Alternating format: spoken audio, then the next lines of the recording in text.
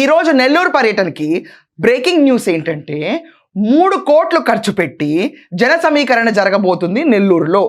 గమనిక, చాలా జాగ్రత్తగా ఆలోచించండి. ఏంటిది? ఇది జరుగుతున్న పర్యటన ఏంటి? బల ప్రదర్శన. అర్థమవుతుందా ప్రతి ఒక్కళ్ళకి?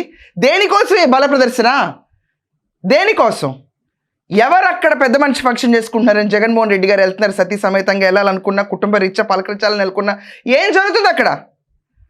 నన్నపలేని ప్రసన్న కుమార్ రెడ్డిని సోకాల్ ప్రశాంతి రెడ్డి గారి మీద చేసిన వ్యాఖ్యలపై ఆవిడ అభిమానులు దాడి చేశారని చెప్తే దానిపైన కేసు వేస్తే సరిపోతుంది కదా జగన్. దానికి నువ్వెళ్ళి వాళ్ళ ఇంట్లో ఓదార్చడం ఏంటి? నాకు అర్థం కావట్లే. ఈ ఓదార్పు ఈ దేనికి సంకేతాలు? ఇలాంటివి కూడా ఓదార్పులు ఉంటాయా స్వామి? ఇక లెక్కను చూస్తుంటే ఇది ఒక ఓదార్పు, దీనికి ఒక పర్యటన. ఈ పర్యటనకి 3 కోట్లు ఖర్చు, 3 కోట్లు ఖర్చు పెట్టి జనాల్ని పోగేయటము. ఇప్పటికీ ఏంటంటే మనకున్న అనుమతులు ఎంతెంత. ఎస్పీ దామోదర్ గారు చాలా సీరియస్గా తీసుకుంటాను ఈ ఇష్యూని.